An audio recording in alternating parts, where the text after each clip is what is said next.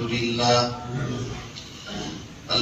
لله نحمده ونستعينه ونستغفره ونؤمن به ونتوكل عليه ونعوذ بالله من شرور أنفسنا ومن سيئات أعمالنا من يهده الله فلا مضل له ومن يضلل فلا هادي له ونشهد أن سيدنا ومولانا محمدا عبده ورسوله أما بعد فأعوذ بالله من الشيطان الرجيم بسم الله الرحمن الرحيم إن الله يحب التوابين ويحب المتطهرين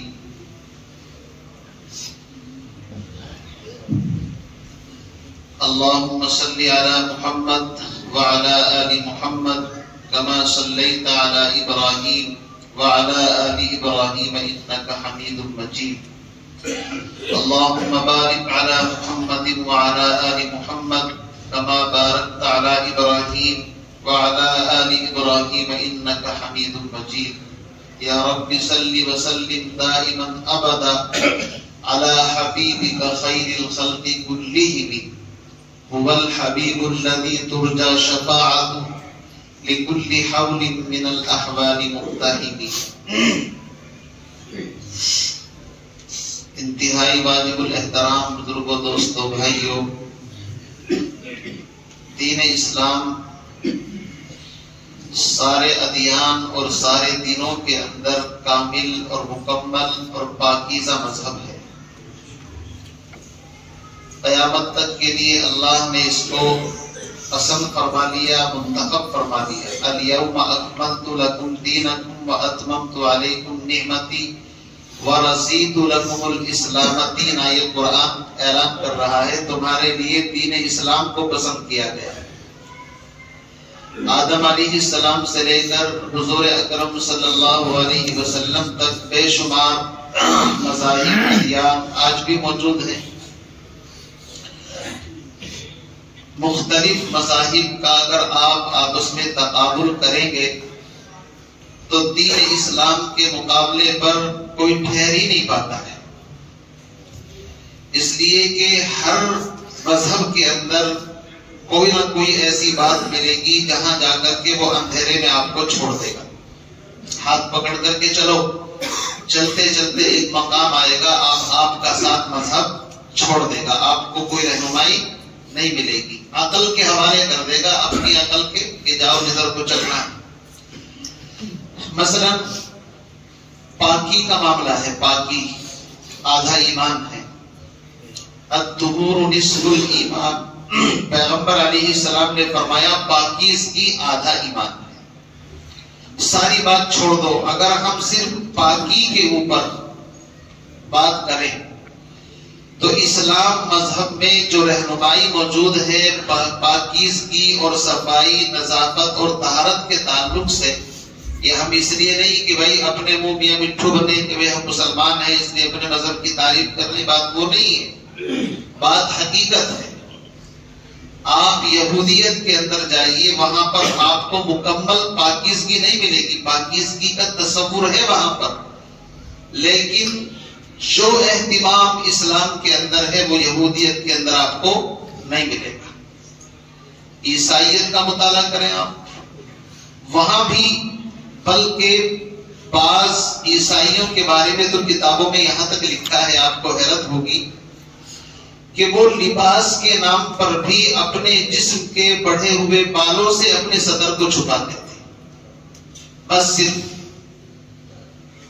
اور آپ کو حیرت ہوگی کہ پاپائے روم، جو روم کا سب سے بڑا مذہبی ان کا پادری سمجھا جاتا ہے، اس نے جرمن کے ایک بادشاہ کو صرف اس وجہ سے اس پر کفر کا اور سزا کا فتویٰ لگایا تھا کہ وہ روزانہ غسل کرتا تھا۔ کہا تم روزانہ غسل کرتے ہو، یہ عیسائیت کے اندر نہیں ہے، تم اس کے خلاف جا رہے ہو۔ یہ باتیں آپ کتابوں میں پڑھیں گے تو حیرت ہوگی آپ کو۔ میرے عزیز بزرگوں بھائیوں، اسلام اتنا معتدل، اتنا پیارا، اسمارٹ اور خوبصورت مذہب ہے کہ جس نے صرف طہارت اور پاکیزگی کو آدھا ایمان قرار دیا ہے، سارا آدھا دین، نماز، روزہ، قربانی، حج، زکوٰۃ، ساری چیزیں آدھے کے اندر، اور صرف آدھے حصے کے اندر پاکیزگی، طہارت. اب آپ اندازہ لگائیے. اسی لیے آپ دیکھیے ظاہری پاکیزگی بھی ہے اسلام کے اندر اور باطنی پاکیزگی بھی ہے. ظاہری پاکیزگی کا مطلب یہ ہے کہ آپ اگر کھانا کھانے کے لیے چلے تو شریعت یہ کہتی ہے پہلے اپنے دونوں ہاتھ دھو لو. یہ پاکیزگی ہے نہیں. ساری دنیا کا میڈیکل سائنس اس بات پر متفق ہے کہ انسان جو بیماریوں کی زد کے اندر آتا ہے، جو وائرس اس کے اندر پنپتا ہے، وہ اسی وجہ سے کہ وہ بے احتیاطی میں ایسے ہی گندے اور ناپاک ہاتھوں سے کوئی چیز کھاتا ہے اور منہ کے ذریعے سے وائرس پیٹ کے اندر پہنچ جاتا ہے، پھر وہ طرح طرح کی بیماریوں کا شکار ہوتا ہے. اسلام صرف نماز روزے کا دین نہیں ہے، بلکہ پوری باڈی کو فٹ رکھنے کا ایک بہترین ذریعہ اور طریقہ ہے. پیغمبر علیہ السلام کی خوبصورت تعلیم، آپ نے فرمایا کھانا کھانا ہے، کھانے کو ہاتھ اس وقت تک نہیں لگانا جب تک کہ آپ اپنے دونوں ہاتھوں کو دھو نہیں لیتے. یہ پاکیزگی ہے. فرمایا کہ جب تک تم اپنے جسم کو حدث اصغر اور اکبر، یعنی اگر غسل کی حاجت ہو گئی ہے تو جب تک غسل نہیں کر لیتے، وضو ٹوٹ گیا ہے، جب تک آپ باوضو نہیں ہو جاتے، اس وقت تک اسلام آپ کو نماز پڑھنے کے لیے بھی منع کرتا ہے. آپ نماز نہیں پڑھ سکتے. بلکہ یہاں تک علماء نے لکھا ہے، ہمارے ایک ساتھی پرسوں مسئلہ پوچھ رہے تھے مجھ سے کہ جی اگر نماز کے درمیان وضو ٹوٹ جائے، نماز پڑھ رہے ہیں آپ اور نماز کے درمیان اگر وضو ٹوٹ جائے تو کیا کریں؟ پرسوں ہی ایک ساتھی مسئلہ پوچھ رہے تھے. تو میں نے ان کو کہا کہ جیسے ہی وضو ٹوٹے کوشش یہ کریں کہ کسی کی نماز میں خلل نہ ہو. جب وہ سجدے یا رکوع کسی کی حالت میں ہو، آپ ایک سائڈ ہو کر کے مسجد سے باہر نکلے، وضو کریں. بغیر وضو کے ایسے ہی آگے نماز پڑھنا جائز نہیں ہے اسلام کے اندر. بلکہ بعض علماء نے تو اس کو کفر کہہ دیا ہے کہ تم اللہ کی توہین کر رہے. آپ اندازہ لگائیے پاکیزگی کا کتنا اہتمام. شریعت اس بات کی پرواہ نہیں کرتی کون کیا کہے گا. حکم یہ ہے وضو ٹوٹ جائے تو فوراً پہلے وضو کرنے کے لیے جاؤ، تب جا کر کے آپ صف میں آ کر کے نماز پڑھو. بغیر وضو کے نماز پڑھنا جائز نہیں. یہ پاکیزگی ہے اسلام کے اندر. اور فرمایا کہ جب آپ نماز پڑھنے کے لیے آؤ، وضو کرو، اچھے کپڑے پہنو. یا بنی آدم خذوا زینتکم عند کل مسجد. کل مسجد کا مطلب یہ ہے جب تمہیں مسجد کے اندر آنا ہے تو تم اپنے جسم کو، اپنے کپڑوں کو پاک صاف کر کے مسجد کے اندر آؤ. یا بنی آدم خذوا زینتکم، زینت حاصل کرو، پاکیزگی حاصل کرو، اچھے کپڑے پہنو. اور اندازہ لگائیے کہ اگر آپ کے پاس عطر ہے وہ لگا کر کے، پیغمبر علیہ السلام کی دائمی سنت ہے کہ پیغمبر علیہ السلام ہمیشہ باوضو بھی رہتے تھے اور خوشبو سے معطر بھی رہتے تھے. میرے آقا کی سنت.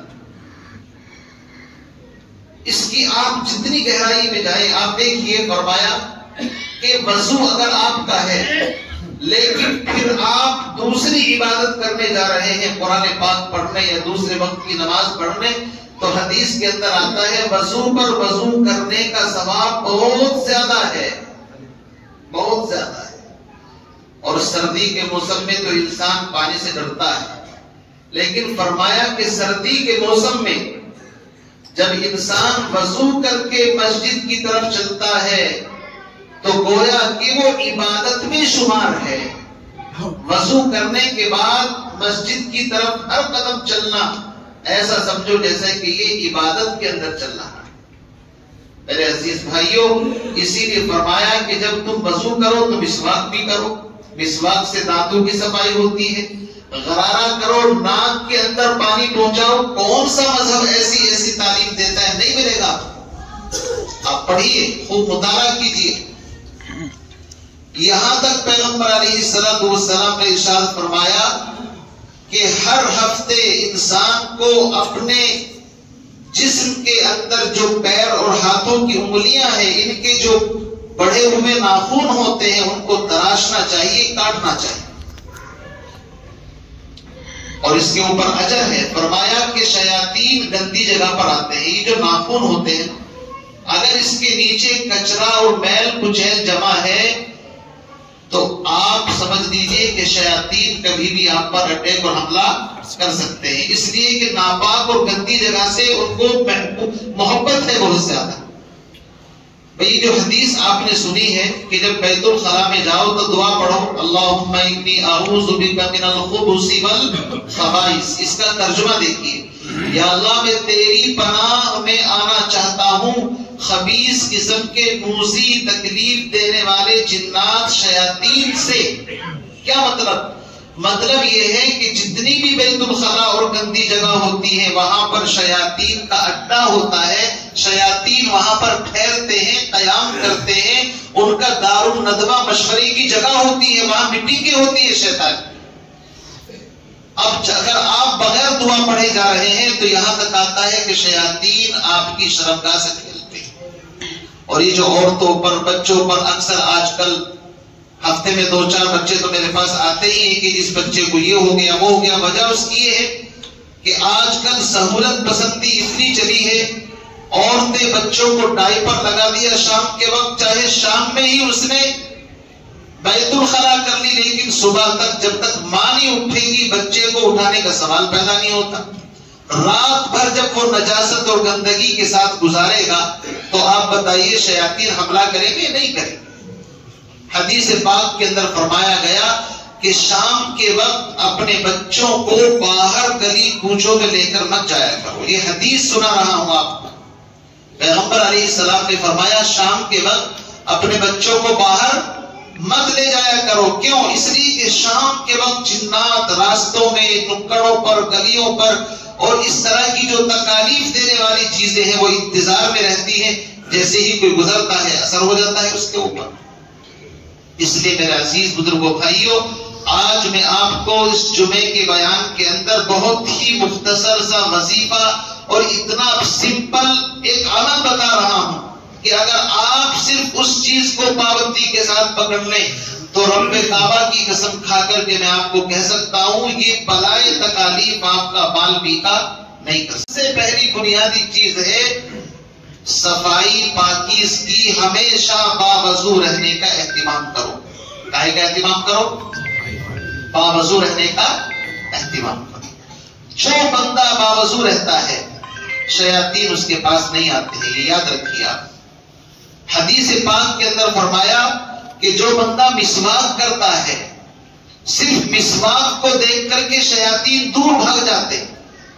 آج تو ماڈرن زمانہ ہے، منجن، ٹوتھ پیسٹ، بلا، یہ وہ ساری دنیا کی الا بلا مل کر کے ایک مسواک کا مقابلہ نہیں کر سکتی. یاد رکھنا، ایک مسواک کا مقابلہ ساری دنیا کے منجن، ٹوتھ پیسٹ اور سارا میڈیکل سائنس بھی اگر آ جائے تو دو جہاں کے سردار محمد عربی صلی اللہ علیہ وسلم نے جو ایک چھوٹی سی لکڑی کی فضیلت بیان فرمائی ہے مسواک کی، اس کے پاسنگ بھی نہیں ہو سکتے. برابری کی بات تو چھوڑ دیجیے.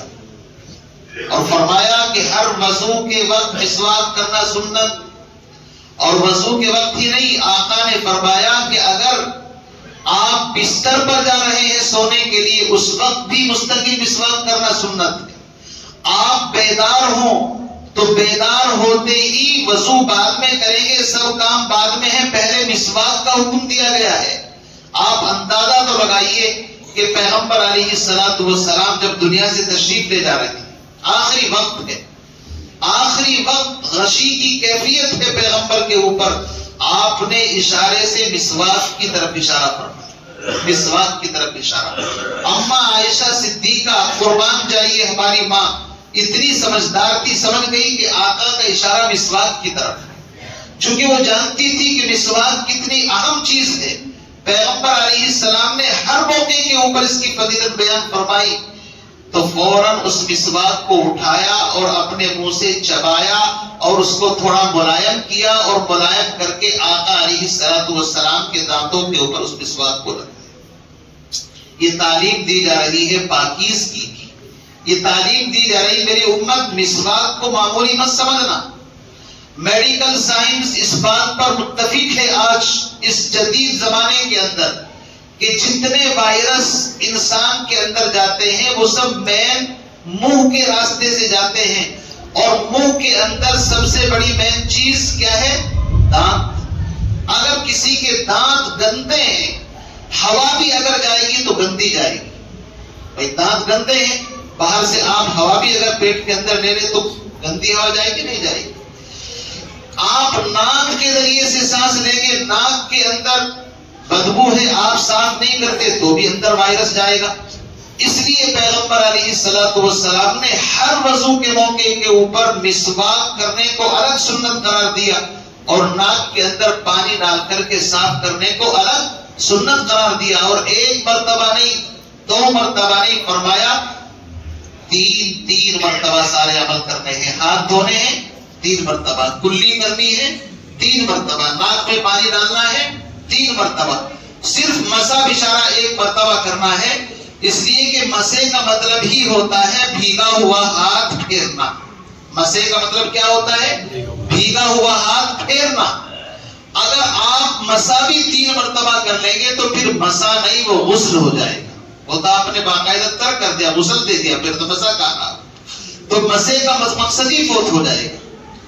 بہرحال فرمایا کہ ہفتے میں 1 مرتبہ اپنے ناخون تراشنا سنت ہے، خاص طور سے جمعے کے دن، اور قربان جائیے پیغمبر علیہ السلام پر، یہاں تک فرمایا دائیں ہاتھ کی شہادت کی انگلی سے شروع کرو ناخون کاٹنا، کاٹتے کاٹتے پھر بائیں ہاتھ پر آؤ، بائیں ہاتھ کے انگوٹھے سے ہوتے ہوئے پھر آخر میں دائیں ہاتھ کے انگوٹھے کا نمبر آئے گا۔ اتنی پاکیزہ تعلیم آپ کو کہیں ملے گی کہ یہاں سے شروع کرنا ہے، یہاں جا کر کے ختم کرنا ہے۔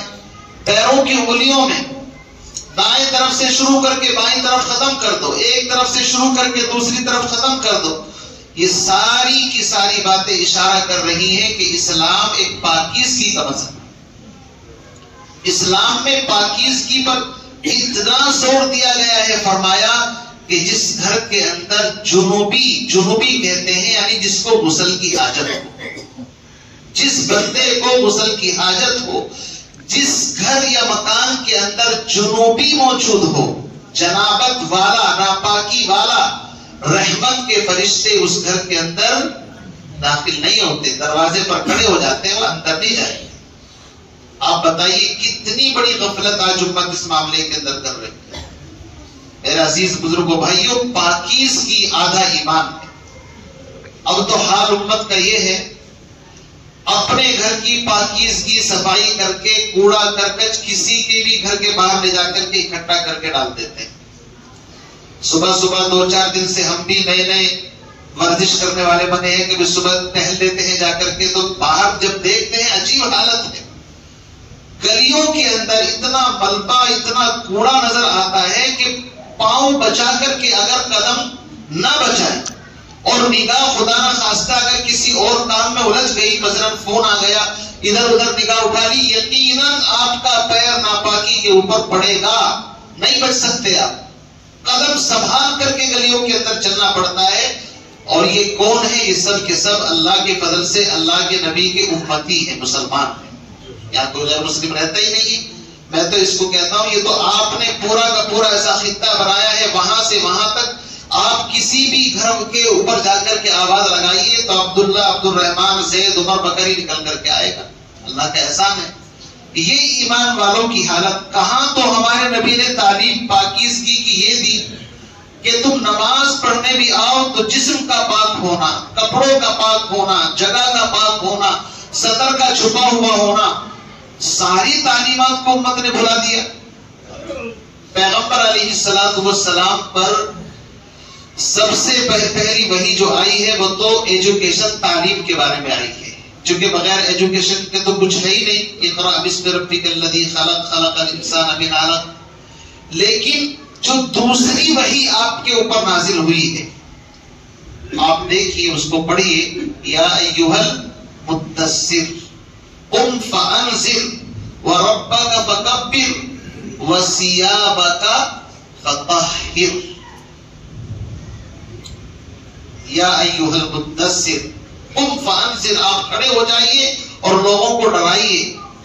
وَرَبَّكَ فَكَبِّرْ، اور اپنے رب کی عظمت بڑائی بیان کیجیے. وَثِيَابَكَ فَطَهِّرْ، اور اپنے کپڑوں کو پاک صاف رکھیے. دوسری ہی وحی طہارت اور پاکیزگی کے متعلق. اور قرآن پاک میں فرمایا اِنَّ اللَّهَ يُحِبُّ التَّوَّابِينَ وَيُحِبُّ الْمُتَطَہِّرِينَ. اللہ تعالیٰ پاک صاف رہنے والوں کو اور توبہ کرنے والوں کو پسند کرتے ہیں، محبت فرماتے ہیں. میرے بھائیوں، اپنے دماغ کی بھی پاکیزگی ضروری ہے. بہت سو کے دماغ میں بھی وائرس بھرا ہوا ہوتا ہے، حسد کا، کینے کا، جلن کا، بہت سارے ہوتے ہیں. اپنے دل کو بھی پاک رکھنا ضروری ہوتا ہے اور اپنے جسم کو بھی پاک رکھنا ضروری ہوتا ہے. یہ ساری طہارتیں جب اکٹھی ہو جائیں تو انسان اللہ کی نظر میں متقی کہلاتا ہے. اور متقی آدمی کا مقام یہ ہے الا ان اولیاء اللہ لا خوف علیہم ولا هم يحزنون. نہ اس کو دنیا میں کوئی ٹینشن، نہ آخرت میں کوئی خوف. اس لیے بھائیوں، حضرت ابراہیم علیہ نبینا علیہ الصلوۃ والسلام جو خانہ کعبہ کے سب سے پہلے معمار سمجھے جاتے ہیں، یعنی آدم علیہ السلام یا فرشتوں کے بعد جب وہ تعمیر طوفان نوح میں اٹھا لی گئی تھی تو اس کے بعد جو تعمیر کیا ہے خانہ کعبہ کس نے کیا ہے؟ ابراہیم علیہ السلام. جب خانہ کعبہ کی تعمیر کو مکمل کر چکے تو اللہ فرماتے ہیں وَعَهِدْنَا إِلَىٰ إِبْرَاهِيمَ وَإِسْمَاعِيلَ. وَعَهِدْنَا، ہم نے عہد و پیمان لیا. عہد و پیمان ہم تو سمجھتے ہیں کوئی اہم مسئلہ ہوتا ہے، اس میں عہد و پیمان اور قسم کی بات آتی ہے. اللہ فرماتے ہیں ہم نے عہد لیا. وَعَهِدْنَا إِلَىٰ إِبْرَاهِيمَ وَإِسْمَاعِيلَ، ابراہیم اور اسماعیل دونوں سے، باپ بیٹوں سے، دونوں نبی، ان سے عہد لیا. کیا لیا؟ ان طہر بیتی، میرے گھر کو پاک صاف رکھنے کا عہد کرو.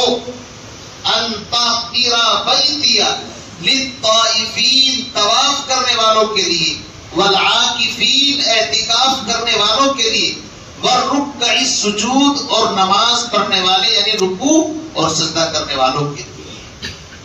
آپ اندازہ لگائیے پاکیزگی کتنی اہم چیز ہے کہ نبیوں سے اللہ اس بات کے اوپر عہد لے رہا ہے میں تمہیں خانہ کعبہ تم سے بنوا رہا ہوں، یہ احساس تمہیں عطا کر رہا ہوں، لیکن تم سے عہد لیتا ہوں کہ میرے گھر کو پاک صاف رکھنا ہے، طواف کرنے والوں کے لیے، اعتکاف کرنے والوں کے لیے، نماز پڑھنے والوں کے لیے.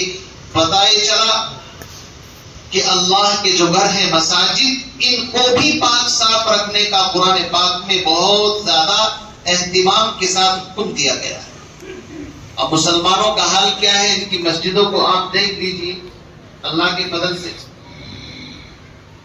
آپ سعودی میں، دبئی میں، جو عرب ممالک ہیں وہاں جائیے، جمعے کے دن آپ کو مسجدوں کے اندر باقاعدہ خوشبو کی دھونی آپ کو نظر آئے گی کہ بخور وغیرہ جو عمدہ قسم کی اعلیٰ کوالٹی کے عطر اور جو اعلیٰ درجے کی خوشبو ہوتی ہے وہ لوگ اس کو خرید کر کے مسجد میں لاتے ہیں. بعض تو خانہ کعبہ کے غلاف سے بھی خوشبو. اسی لیے فرمایا کہ طواف کرنے والے کو خانہ کعبہ کو ہاتھ نہیں لگانا چاہیے. کیوں؟ اس لیے کہ احرام کی حالت میں خوشبو لگانا کیا ہے؟ بولو بھائی، منع ہے نا. احرام کی حالت میں خوشبو لگانا منع ہے. آپ نے خوشبو نہیں لگائی، لیکن آپ محبت میں اگر خانہ کعبہ کو ہاتھ لگاتے ہیں طواف کرتے وقت، وہ خوشبوؤں سے اتنا معطر رہتا ہے کہ آٹومیٹک خوشبو آپ کو لگ جائے گی.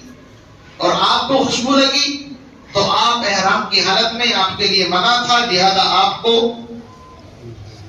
اس کا معاوضہ دینا پڑے گا. آپ نے غلط کر دیا، حکم توڑ دیا. تو آپ اندازہ لگائیے، ہمارے یہاں ایسے ہیں کہ اگر خوشبو لگائیں گے تو یہ لوکل جتنے بھی لوکل طرح کے پرفیوم ہے نا، یہ 10-20 روپے والے جیب میں بھرے پھرتے رہتے ہیں، بس اب بھی لگاؤ میں بھی لگاؤں، اس سے بیماریاں پیدا ہوتی۔ یہ لوکل خوشبو نہیں لگانی چاہیے، اچھی عمدہ پیور، سمجھے نہیں، اعلیٰ درجے کی خوشبو استعمال کرنا پیغمبر علیہ السلام کی سنت ہے۔ اعلیٰ درجے کی خوشبو، پیغمبر علیہ السلام ہمیشہ خوشبو سے معطر رہتے تھے۔ اور یاد رکھیے ایک حدیث ابھی ذہن کے اندر آ گئی، چند چیزیں ایسی ہیں جو تمام انبیاء علیہ السلام کی سنت ہیں، ایک نبی کی نہیں، آدم علیہ السلام سے لے کر کے حضور اکرم صلی اللہ علیہ وسلم تک 1,24,000، یا دوسری روایت 1,44,000 یہ بھی روایت ملتی ہے۔ ہم اس کو اللہ پر چھوڑ دیتے ہیں، 1,24,000 ہو یا 44 ہو، ہمارا تو سب پر ایمان ہے۔ اتنے نبیوں کی سنت ہے، ان میں سے ایک تو یہ مسواک ہے، السواک، اور دوسرے التعطر، خوشبو لگانا تمام انبیاء علیہ السلام کی عظیم سنت ہے۔ آپ یہ مت سوچ رہے نا امام صاحب کسی کا ایڈورٹائز کر رہے ہیں، کوئی دکان کھلوا دی ہوئی ادھر وغیرہ کی سمجھے نہیں، میں کسی کا وہ نہیں کر رہا ہوں۔ لوگوں کے ذہنوں میں بدگمانیاں بہت ہوتی ہیں، کسی موضوع کے اوپر کوئی تقریر کرے لوگ اپنے اوپر فٹ کرنا شروع کر دیتے ہیں، پتہ نہیں کیا بیماری چلی ہے لوگوں۔ ارے بھائی اللہ کے بندو، بات یہ نہیں ہے، ہم کسی کا ایڈورٹائز نہیں کرتے، ہم وہ بات بتاتے ہیں جو پیغمبر علیہ السلام کی سنت ہے۔ اور میں بات ہمیشہ کہتا ہوں، عالم کی ذمہ داری ہے کہ معاشرے کے اندر جو بیماریاں پنپ رہی ہیں ان کو انڈر لائن کر کے عوام کے سامنے رکھنا، یہ عالم کی ذمہ داری ہے۔ امام محمد رحمۃ اللہ علیہ کا مشہور مقولہ ہے کہ جو عالم باہر کے ماحول سے واقف نہ ہو، صرف اندر ہی حجرے کے اندر پیک رہتا ہو، ایسے عالم کو فتویٰ دینے کی بھی اجازت نہیں ہے۔ کیوں؟ باہر کے ماحول سے تو واقف نہیں، باہر مارکیٹ میں کیا چل رہا ہے۔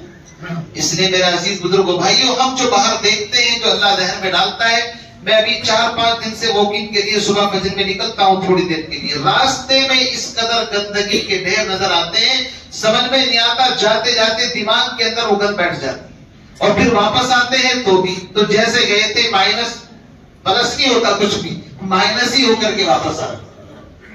وجہ کیا ہے؟ یہ مسلمانوں کا حال ہے۔ مزاح میں تم ہو نصارا تو تمدن میں ہنود، یہ مسلمان ہیں جنہیں دیکھ کے شرمائے یہود۔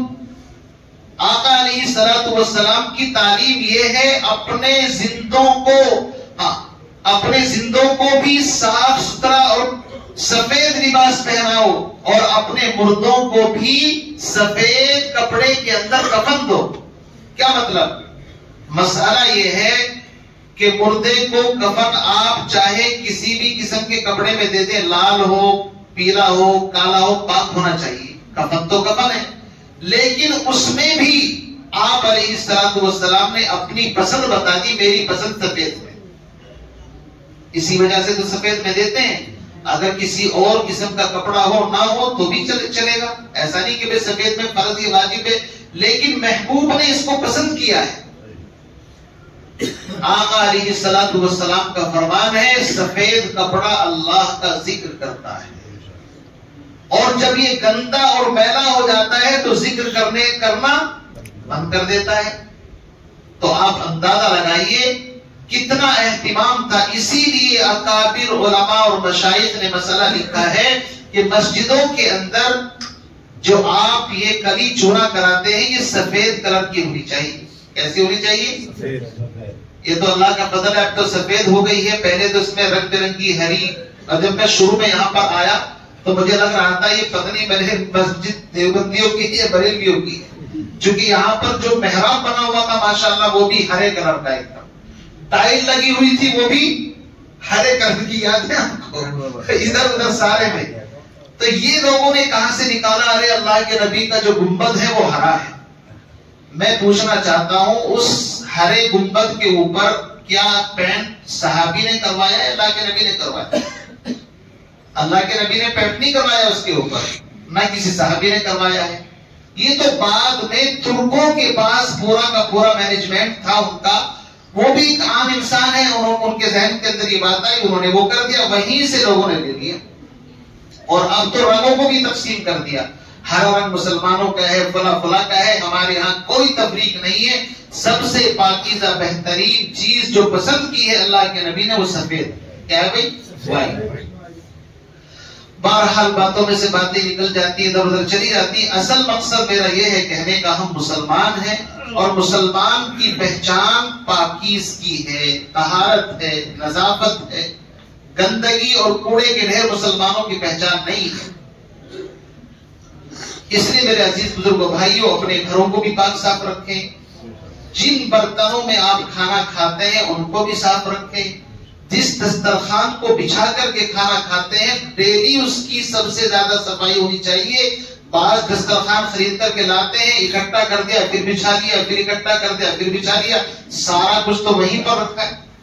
پہلے لوگ اس کو کیا کہتے ہیں؟ دسترخوان. ابھی بھی کہتے ہیں. اور دسترخوان کا مطلب ہوتا ہے یعنی قسم قسم کی نعمتیں اس کے اوپر موجود ہوتی ہیں. آپ اندازہ لگائیے کہ اسلام اتنا پاکیزگی کا مذہب ہے کہ اگر کوئی چیز کھانی ہے دسترخوان بچھاؤ پہلے، اور جب تک دسترخوان نہ اٹھ جائے اس وقت تک اٹھنے کی اجازت بھی نہیں ہے. کیوں؟ اس لیے کہ اگر دسترخوان پر نعمتیں رکھی ہیں اٹھ کر کے چل رہی ہے، اس کا مطلب یہ ہے کہ ہم ناشکری کر رہے ہیں. شکر یہ ہے ایک ایک نعمت کو اپنے سامنے اٹھاؤ، پھر دعا پڑھو جو دسترخوان اٹھانے کی دعا ہے، اور اس کے اندر یہی اللہ سے مانگا جاتا ہے کہ اللہ ہم تیری نعمتوں کے محتاج ہیں، ہم ضرورت مند ہیں. اس لیے میرے بھائیوں، ایک تو پاکیزگی کا بہت زیادہ اہتمام کریں. اپنے گھروں کا کوڑا کچرا راستے میں مت ڈالا کریں. ڈسٹ بین اگر یہاں پر نہیں رکھے ہوئے ہیں تو خرید کر لانے میں کوئی گناہ نہیں ہے. اپنے گھروں کے باہر جو کچرے کا ڈبہ ہوتا ہے 100 200 300 روپے کا آتا ہے، لا کر کے رکھیں. حفاظت سے کوڑا اس کے اندر رکھیں تاکہ کتا بلی بھی اس میں پیر ویر مار کر کے، اب رات کو چکن مٹن آپ کھاتے ہیں تو کتے کو بلی کو خوشبو آتی ہو جا کر کے پنجہ مارتا ہے اس کے اوپر، وہ سارا ادھر ادھر نالیوں کے اندر لے کر کے اس کو پھرتا رہتا ہے. تو اللہ کے بندوں اس کا خیال رکھنا چاہیے. کریں گے انشاءاللہ پاکیزگی کا خیال. اللہ تعالیٰ مجھے بھی آپ کو بھی طہارت اور نظافت کے ساتھ زندگی گزارنے کی توفیق عطا فرمائے. وآخر دعوانا الحمدللہ.